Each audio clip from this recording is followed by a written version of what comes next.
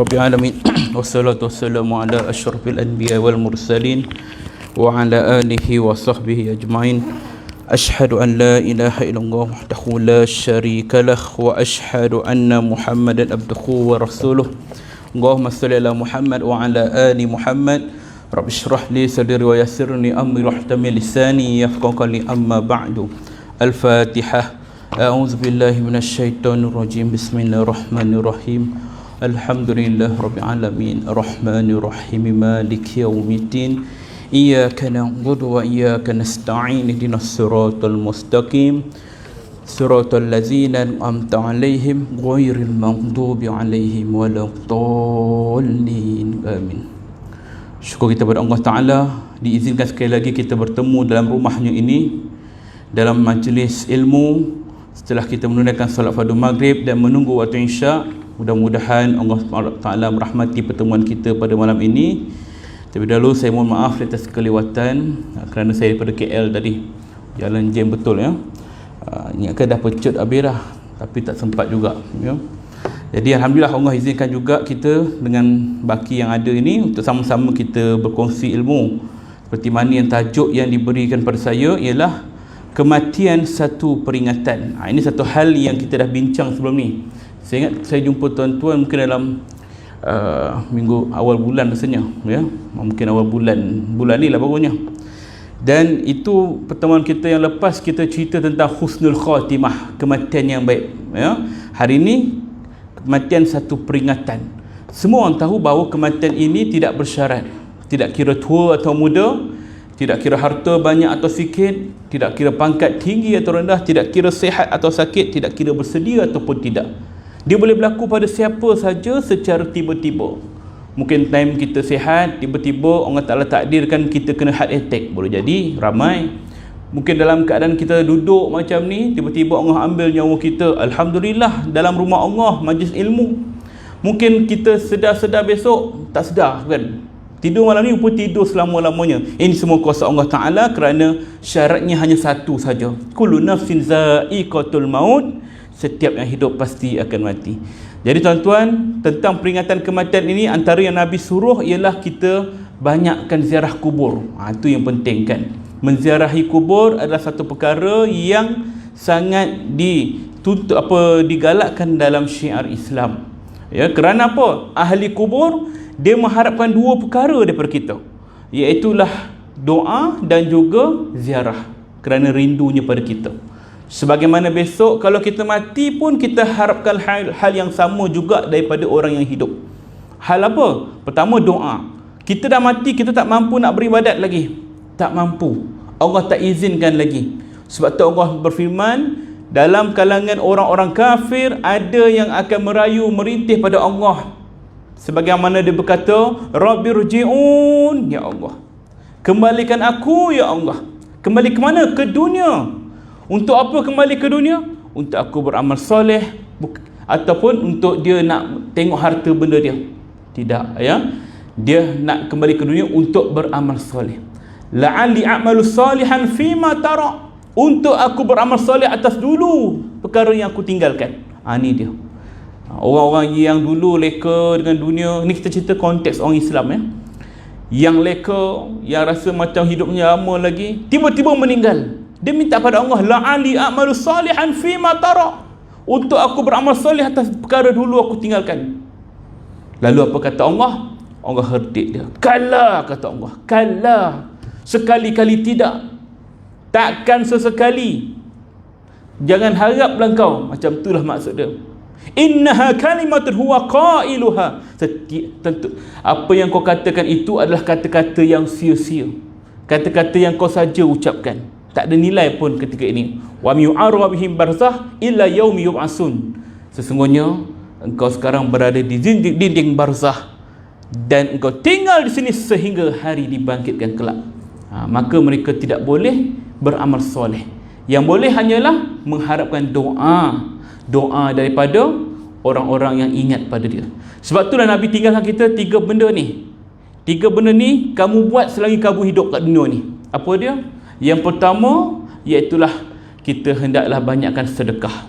Tu antara perkara yang sangat diperlukan orang mati ialah pahala sedekahnya ketika hidup. Selagi apa yang disedekahkan itu digunakan, dimanfaatkan, selagi itulah memberi manfaat dalam kubur. Apa dia? Dia sedekahlah kipas ni, niat dia wakaf.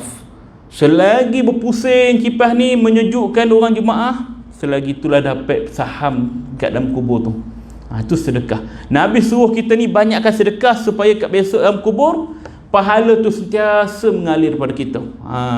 Bukan nak tunggu orang dah mati, kita dah mati, nak harapkan anak-anak kita sedekah untuk kita. Belum tentu. Mungkinlah setahun dua dia buat macam tu. Lepas tu kita ni jadi cerita je. Jadi cerita maknanya apa? Tak dihairan dah. Sebab dia utamakan hidup dia pula. Yang kedua yang Nabi suruh ialah ilmu yang bermanfaat. Apa ilmu bermanfaat? Tuan-tuan, kita semua ada ilmu. Apa ilmu? Tak semestinya ilmu agama. Ilmu bercorak dunia pun. Kalau kita ni seorang tukang masak, kita gunakan ilmu kita sebagai tukang masak ni, ajar pada orang lain pula untuk masak. Dek kerana orang lain pandai masak, dia boleh berniaga, boleh cari rezeki, kita dapat pahala kerana ilmu yang bermanfaat. Kalau kita ni mekanik, tukang pomen kereta, kan, dah meninggal, orang yang belajar dengan kita tu, tukar minyak hitam macam mana, nak tukar tayar macam mana, benda basic, tapi boleh manfaat untuk diri dia, maka dapat pahala pada kita. Apa sahaja perkara yang bermanfaat yang kita ajar pada orang lain, maka itulah yang akan memberi bekalan kita besok ke dalam kubur, ya. Dan tentulah yang paling utama ialah orang yang membaca Al-Quran dan mengajarkannya. Itu sebaik-baik perkara, ya. Membaca Quran dan diajar pula Al-Quran pada orang lain. Orang lain baca Quran, maka dia dapat pahala kat dalam kubur, ya.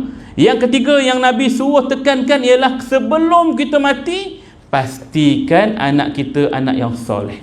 Pastikan anak kita anak soleh. Sebab anak yang soleh lah dia akan ingat pada mak ayah dia. Tiap-tiap kali lepas solat, dia baca doa untuk anak, untuk mak ayah, untuk ayah dia. Kan? Setiap waktu dia tengok mak ayah dia, dia sedekah Fatihah. Itu dia.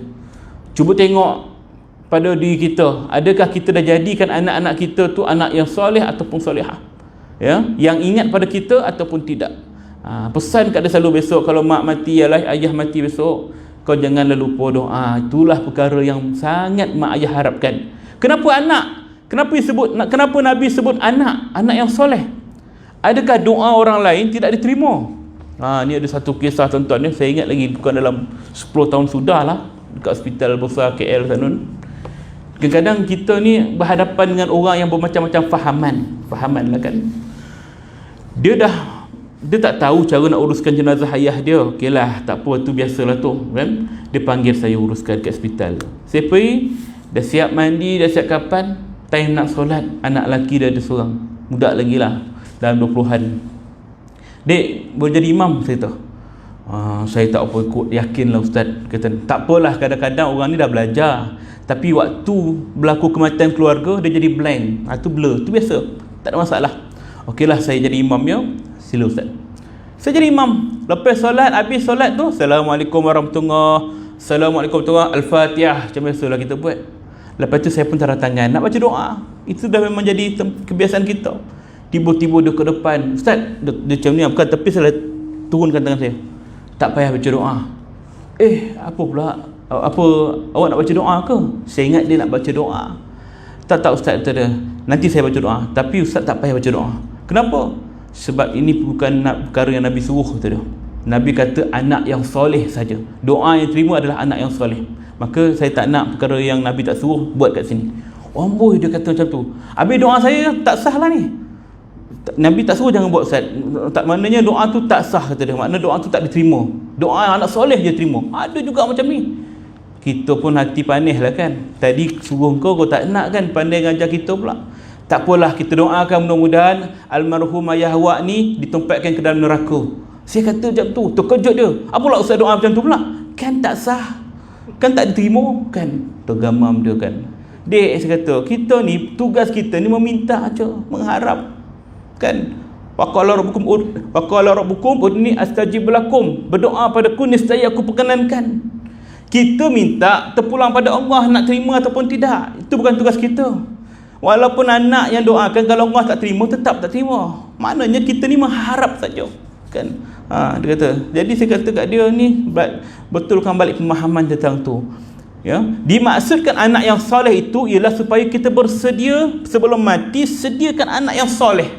Kerana umum pun dah tahu bahawa bila seorang tu meninggal dunia, orang sekeliling akan ingatkan dia, contohnya sahabat handai yang rapat dengan dia, akan ingatkan dia sekitar sebulan ataupun paling lumur 3 bulan.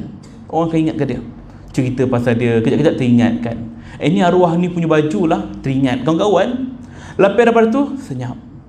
Kemudian siapa? Saudara mara dia akan ingat mungkin dalam masa apa? Dalam 4 bulan, 5 bulan. Lepas tu senyap, dia hidup macam biasa. Keluarga dia yang mana keluarga maksudnya mungkin saudara mara yang rapat-rapat tu kan, setahun lah peringat pun, ataupun sesekali waktu tahlil, jemputlah kan tahlil, selitkan nama makcik ni, mak long kau ni kan, dia meninggal 2 tahun dah, kita selitkan nama dia sekali. Maknanya ingat kat kita waktu bacaan tahlil, waktu-waktu tertentu. Tapi yang ingat kita selalu siapa? Anak yang akan sentiasa ingat mak ayah dia. Peringkat anak saja. Sebab apa? Kita sendiri pun ingat dekat mak ayah kita je. Jaranglah, mungkin ada, tapi jaranglah kita doakan khusus pada nenek atuk kita, tok wan kita. Jarang kan.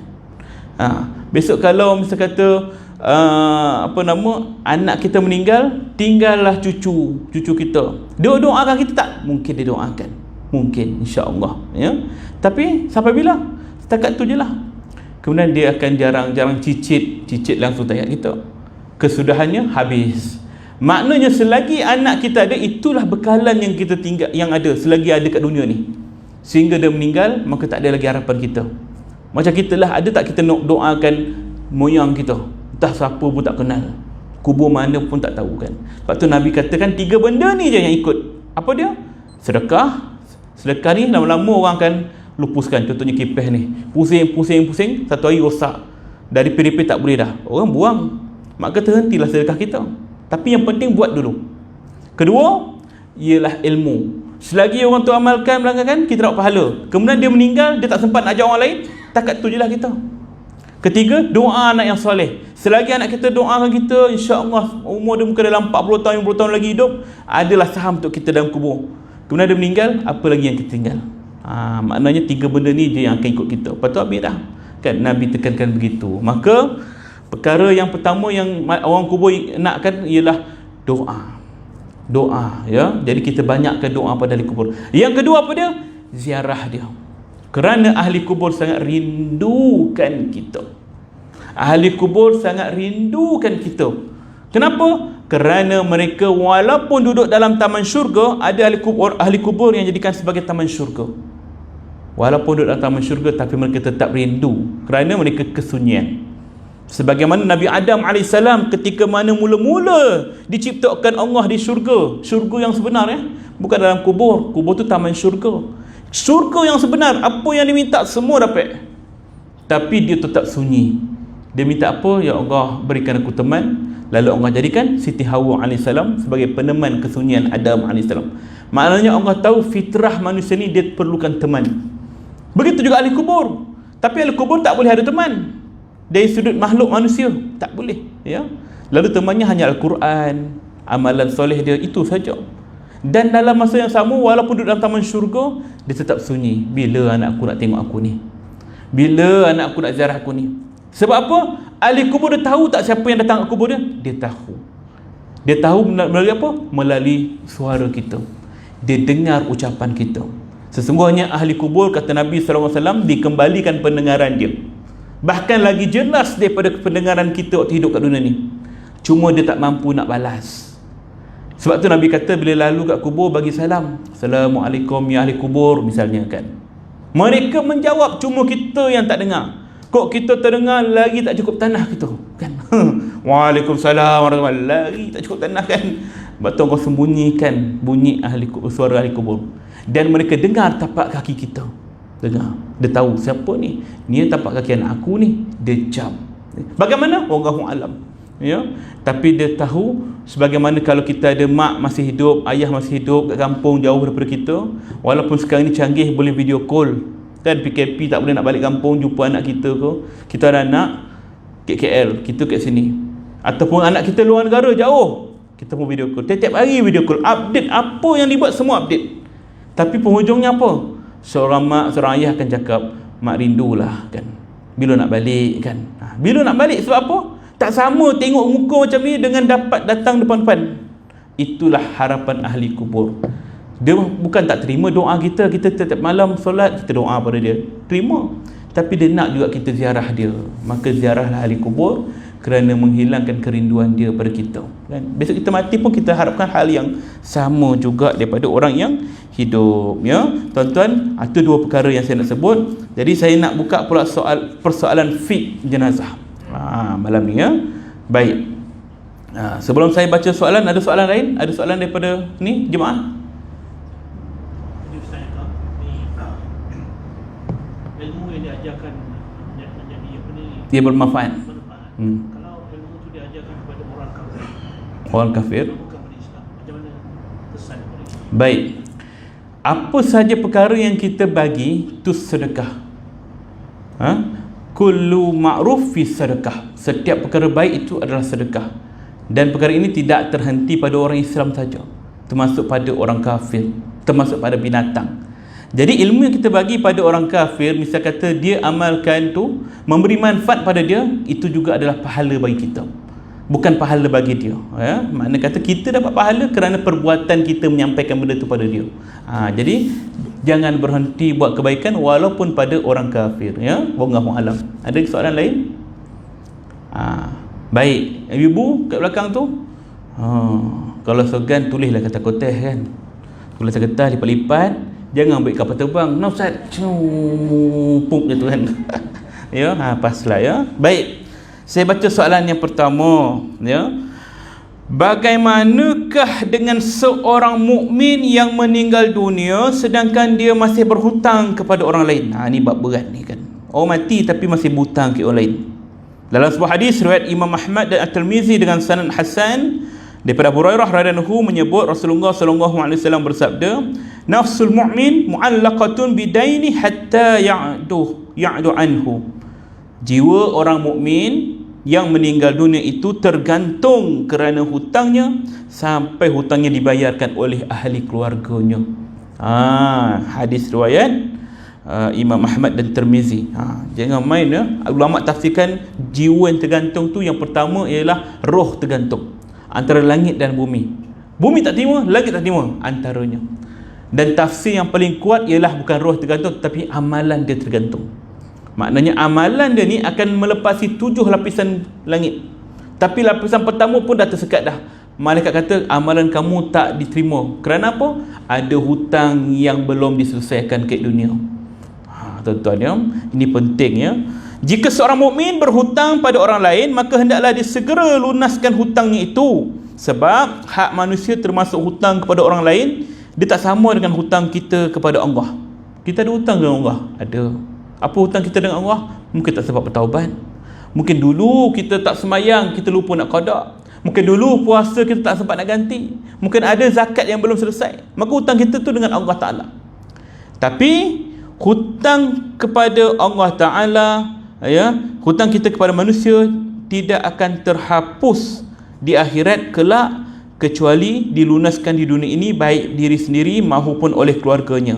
Sedangkan hutang kita pada Allah terserah pada Allah, sama ada dia nak ampunkannya ataupun tidak. Kalau kita tak sempat bertaubat, ada manusia tak sempat bertaubat, dia meninggal kan, mungkin dia ni peminum arak ke, penzina ke, pejudi ke apa, lepas itu mati. Sebab tu kita tak boleh hukum orang yang maksiat ini ahli neraka. Contohnya ada orang tu kita kenal memang tak pernah sembahyang, dia suka berjudi, kemudian mati. Tak tahulah mana topik ni kan, neraka kat ni kan, memang neraka lah, tak ada topik lain. Macam tu kita support lah kan. Jangan cakap begitu, sebab kita menghukum dia, sedangkan yang hukum selayaknya ialah Allah. Tak boleh. Sebab ada kemungkinan dosanya itu Allah boleh hapuskan. Ada kemungkinan Allah boleh ampunkan semua dosa seorang Islam itu, melainkan dosa syirik. Itu saja dosa yang Allah tak ampunkan. Dosa syirik dia wajib bertaubat. Wajib. Kalaupun orang tu orang soleh, tapi dia sekali je buat dosa syirik, sekali terbuat ataupun sengaja buat, tak sempat bertaubat, mati dia, maka segala amal solehnya ditolak. kerana dosa syirik Allah tak akan ampunkan. Ni bahaya, kena wajib bertaubat. Tapi dosa lain ada kemungkinan Allah boleh ampunkan. Kerana apa? Kerana rahmat Allah, kebaikan dia. Mungkin dia ada buat baik, bagi binatang makan, kucing makan kan, bagi orang makan. Lepas itu kebaikan itulah yang akan memberikan rahmat Allah Ta'ala pada dia, Allah ampunkan dia. Maka berbalik kepada tadi, oleh demikian hendaklah kamu segera bayar hutang dan kembalikan orang lain kepada pemiliknya sebelum kamu berjumpa Allah Ta'ala.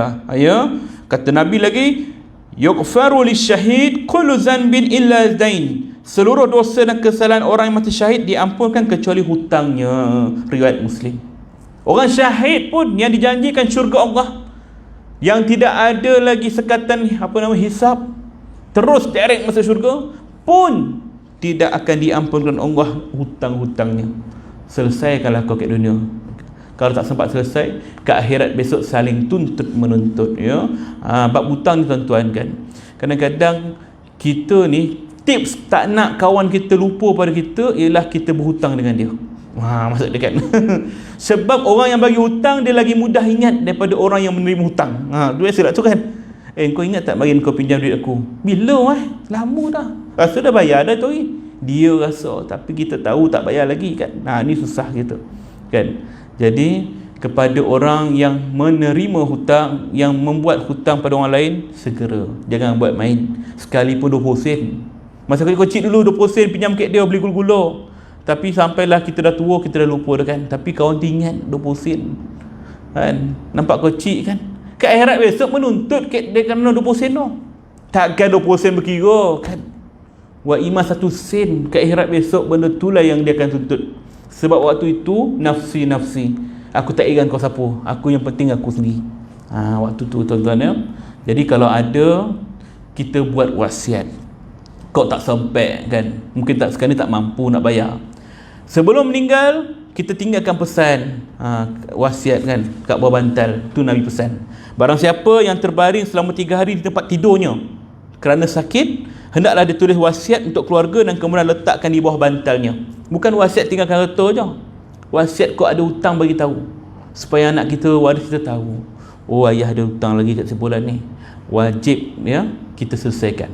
Sekiranya waris tak selesaikan, tertanggunglah kita ya.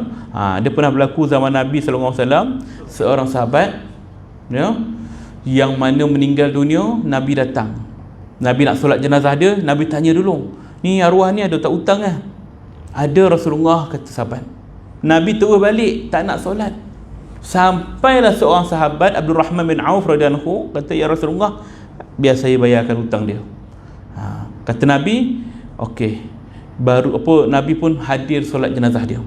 Setelah itu besoknya Nabi jumpa Abdul Rahman, kau dah bayar belum hutang sipulan tu? Belum lah Rasulullah, semalam aku busy lah meeting sana sini kan. Lupa, kata dia macam tu lah. Kata Nabi, segera, jangan ambil-ambil. Besok, lusa pula Nabi jumpa lagi, kau dah bayar belum? Kejap lagi Rasulullah, kejap lagi. Hari ketiga Nabi tanya lagi, kau dah bayar ke belum ni? Dah Rasulullah, lepas semalam jumpa kau, aku dah bayar dah. Apa kata Nabi? Bau sejuk kubur orang tu. Bau sejuk kan, kata Nabi sallallahu alaihi wasallam. Ini menunjukkan bahawa Nabi menitik beratkan tentang hutang. Tapi perbuatan yang Nabi buat ketika dia tengok orang yang mati tu, dia tanya ada hutang tak, dia terus balik, kita tak boleh nak ikut. Sebab itu khusus pada Nabi. Jangan pula imam datang pula kan, nak solat jenazah, tiba-tiba pakai mic, ni arwah ni ada hutang tak? Kan dia tanya pula ramai yang dengar kan. Ada pula yang duit, ada piti-pitian tak settle lagi kan.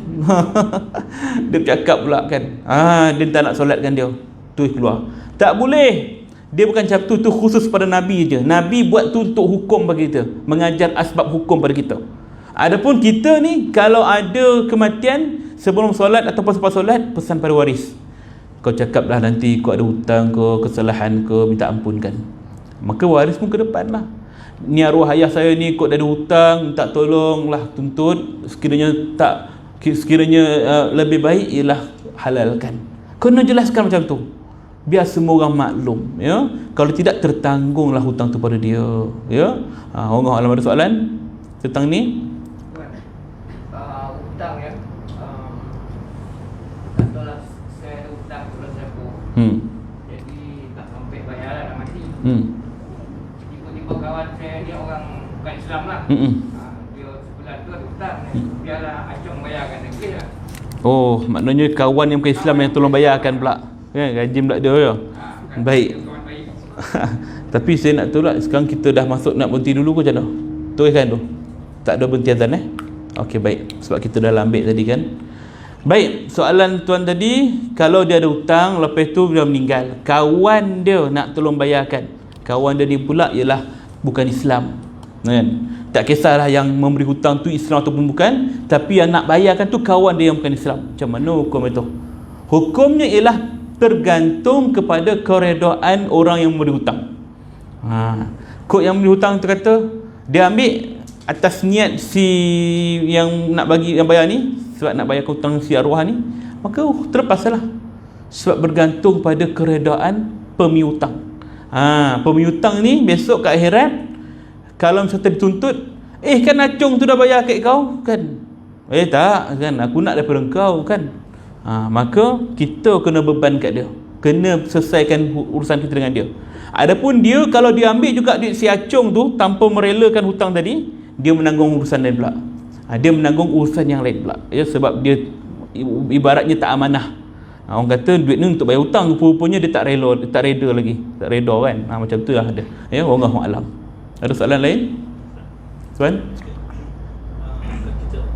Contohnya kita berhutang, lepas tu orang meninggal, kita tahu, kita tak sempat nak lepaskan, tapi dalam hati kita juga, ya Allah, aku reda hutang aku, tapi tak ada orang yang dengar, cuma kita dengan Allah.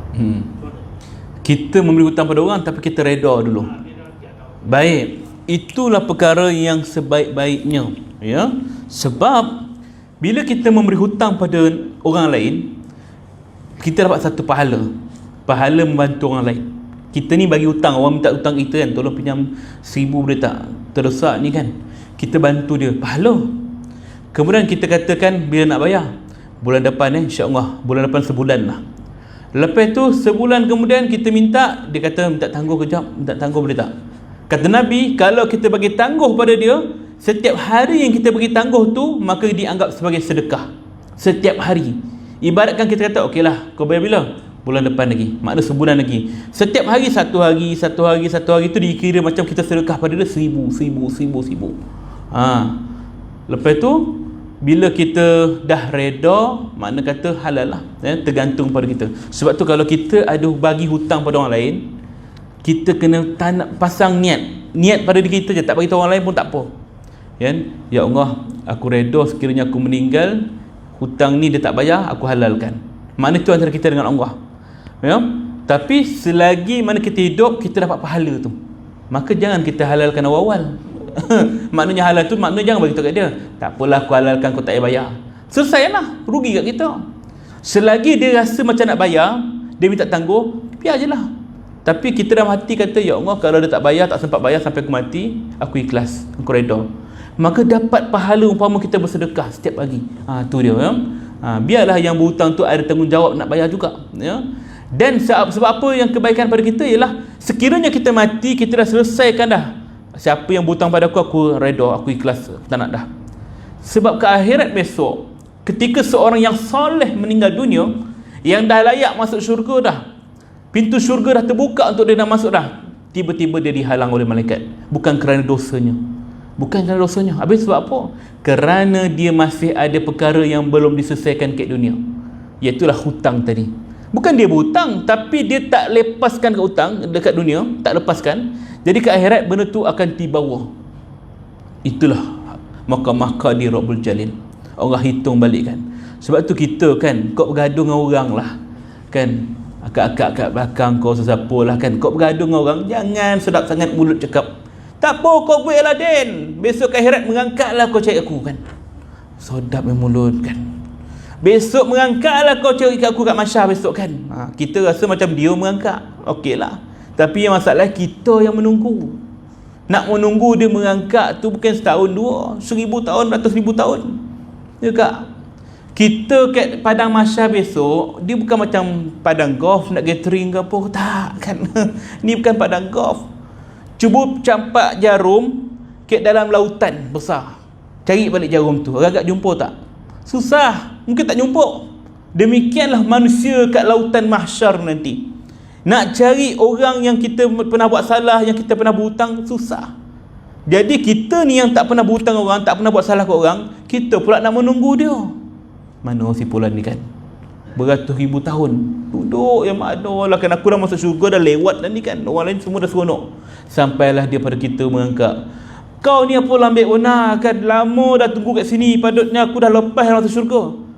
Ketika itulah Allah kata, wahai hamba-Ku pada kita, alangkah bagusnya di dunia dahulu kau reda, kau ampunkan dia, kau maafkan dia, kau halalkan. Kerana ketika engkau menghalalkan segala-galanya apa yang dia tanggung pada engkau, ketika itu aku naikkan darjat kau di sisiku, kata Allah. Darjat kau, tak perlu engkau menunggu lama-lama kat mahkamah ni, selesai dah. Tapi dek kerana sikap egomu, sikap kerana nak menuntut, maka di sinilah tempatnya. Maka tuntutlah apa yang kamu nak pada dia. Waktu tu kita rasa menyesal sangat. Siapa? Kita tak buat dosa, tapi menyesal sangat kerana tak memberikan maafan pada orang lain. Waktu Nabi sebut, sebelum tidur maafkan semua orang, kerana dia bukan sahaja melegakan hati kita di dunia, tapi melepaskan beban kita kat mahsyar nanti. Allahu Akbar. Jadi kata tuan tadi, sekiranya sebelum dia meninggal dia sempat niat nak halalkan, itu yang terbaik. Ya, wallahu alam. Ada soalan lain berkaitan? Ya, sila. Masa kita kecil, katalah kecil belum balik lagi, tapi kita ni nakal lah kan. Ambil buah-buahan orang, bukan nyuri. Ya.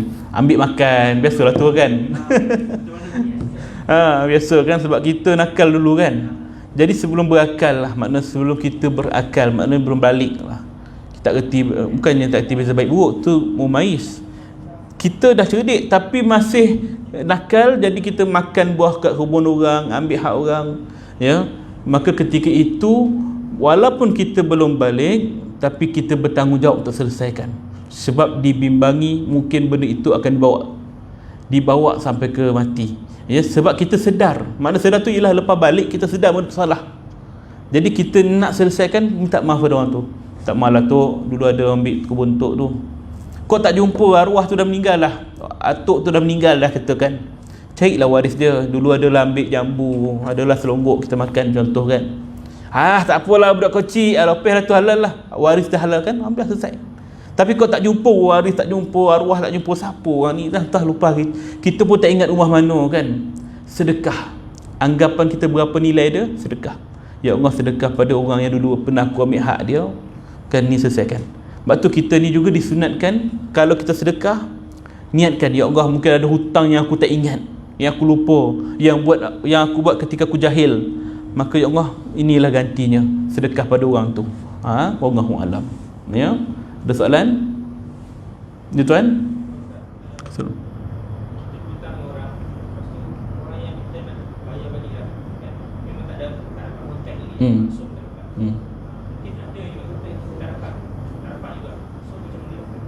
Macam saya katakan tadi, sekiranya kita tak dapat menghubungi orang yang kita berhutang, kita nak bayar, dah ada kemampuan, tapi dia tak ada pula mana tak bayar, sedekah atas niat dia.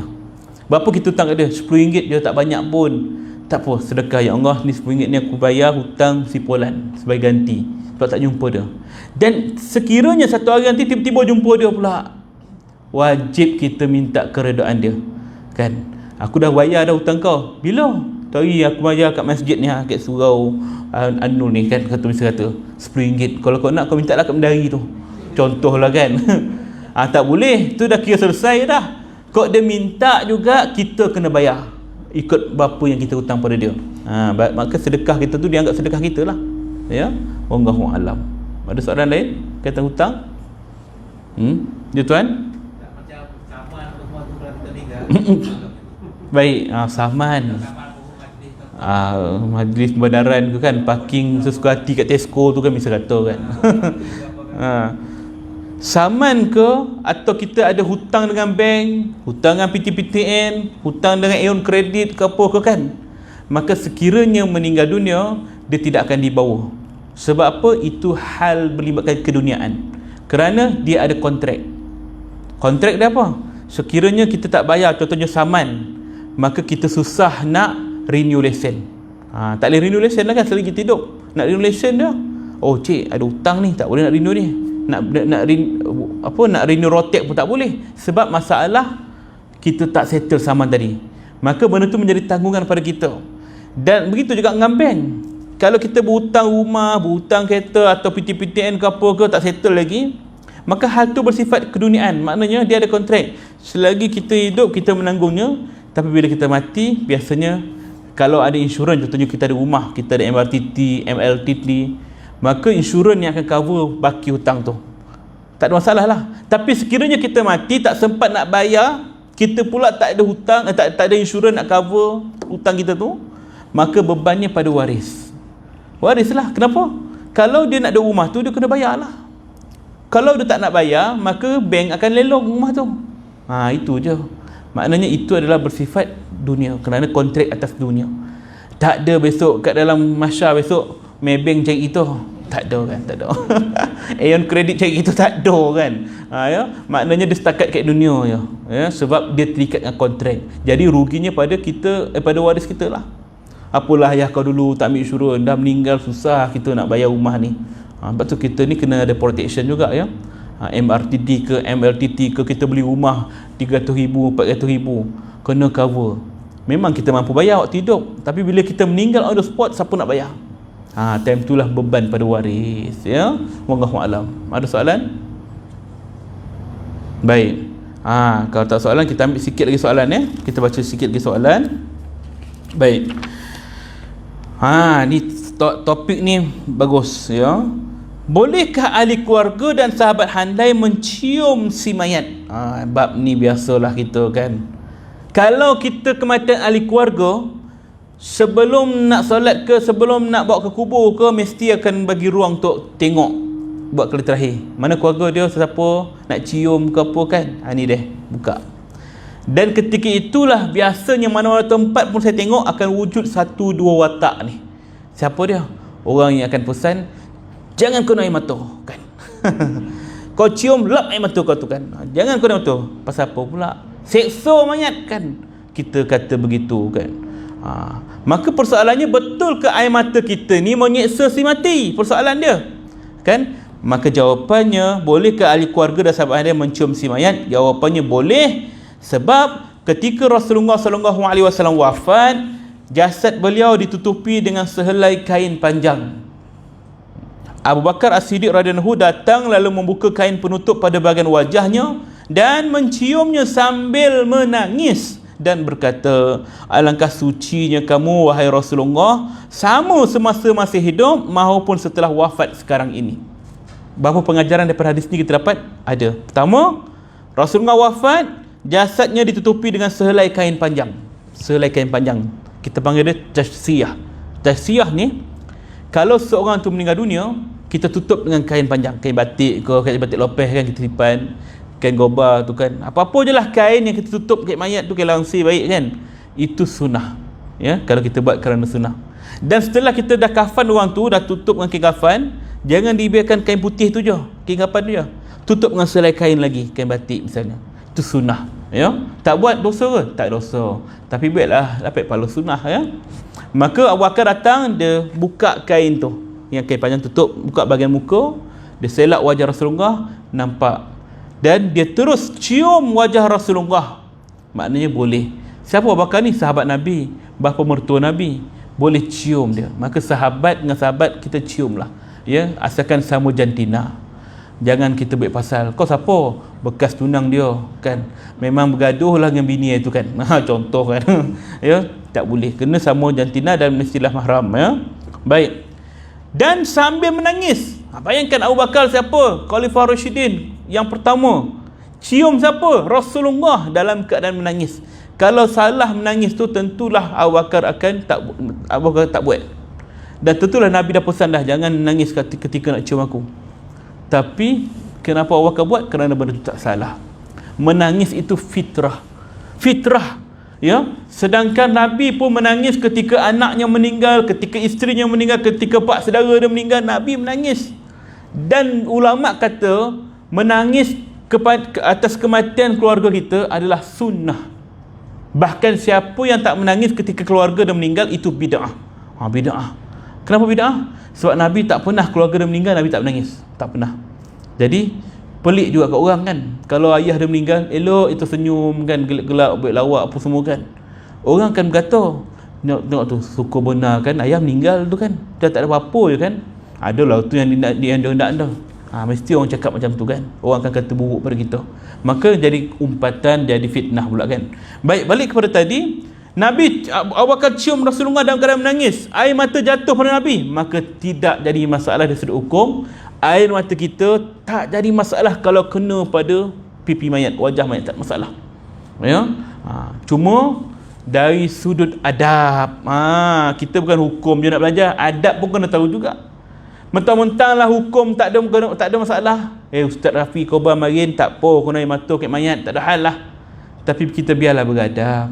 Ni sengaja menangis pakai hingus pula tu kan, ditonyoh kat muka mayat tu kan, meninggalkan bukti-bukti kat pipi tu.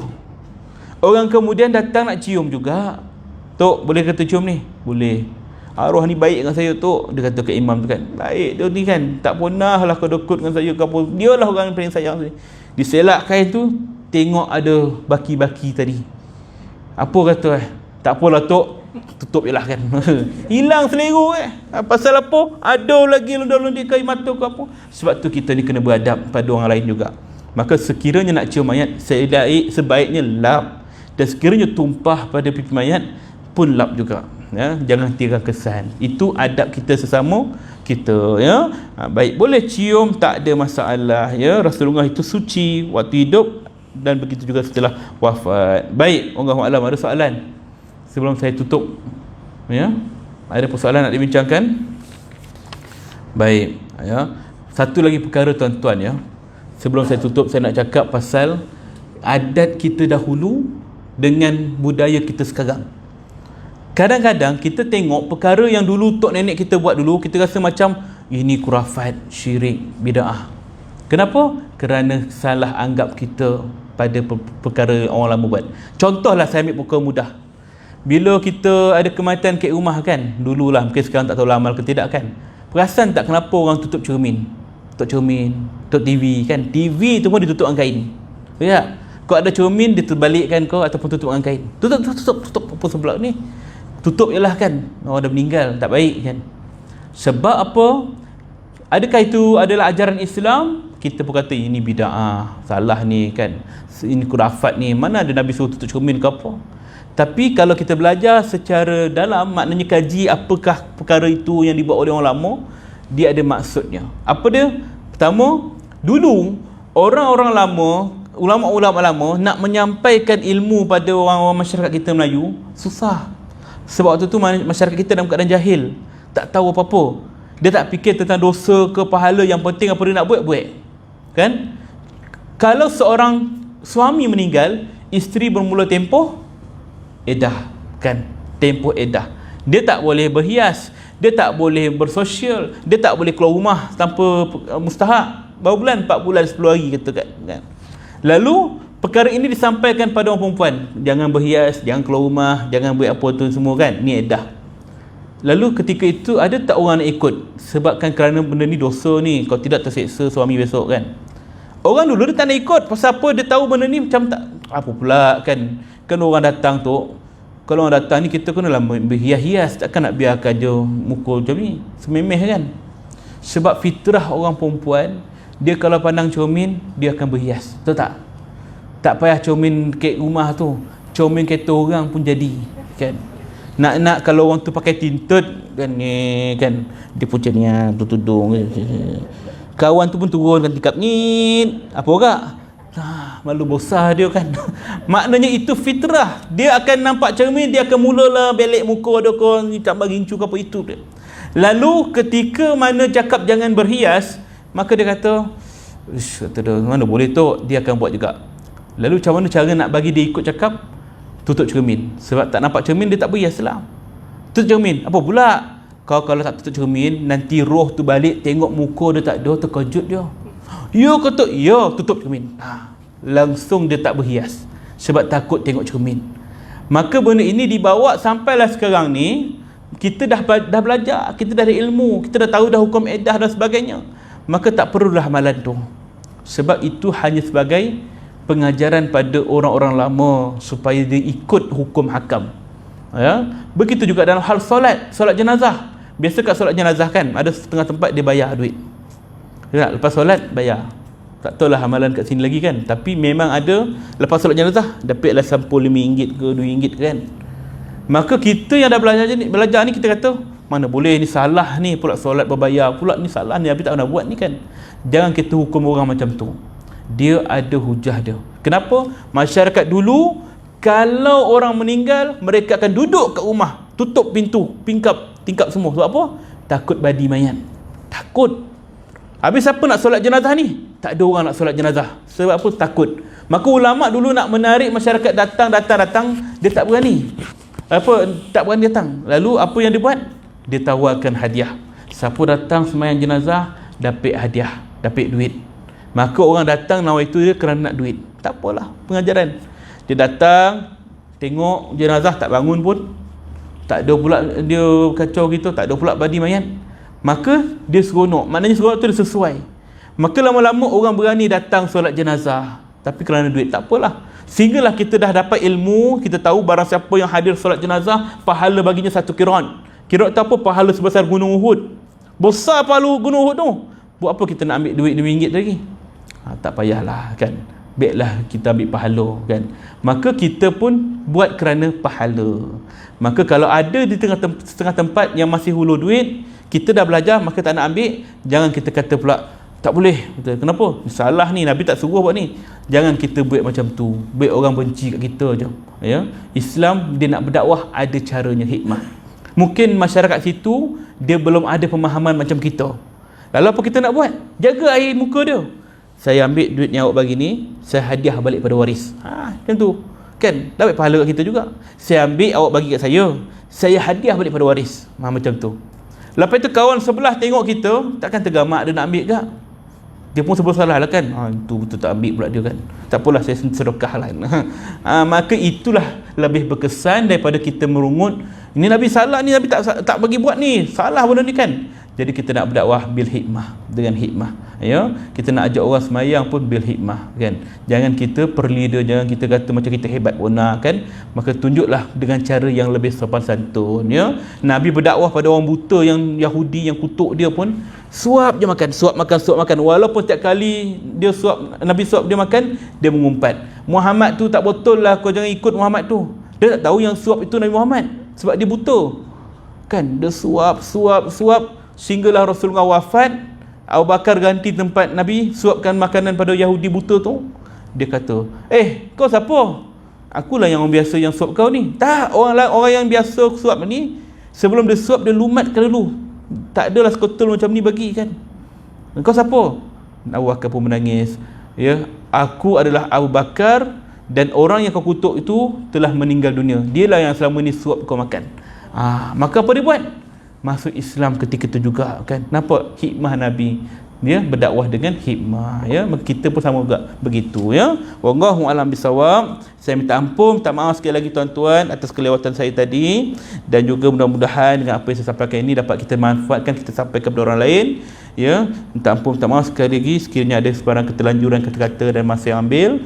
Kita tangguh dengan tasbih kafarah dan suratul Asr. Subhanaka wa bihamdik, asyhadu an la ilaha illa anta astaghfiruka wa atubu ilaik. Bismillahirrahmanirrahim. Wal 'asr innal insana lafil khusr illa allazina amanu wa 'amilus solihat wa tawasaw bil haqq wa tawasaw bis sabr.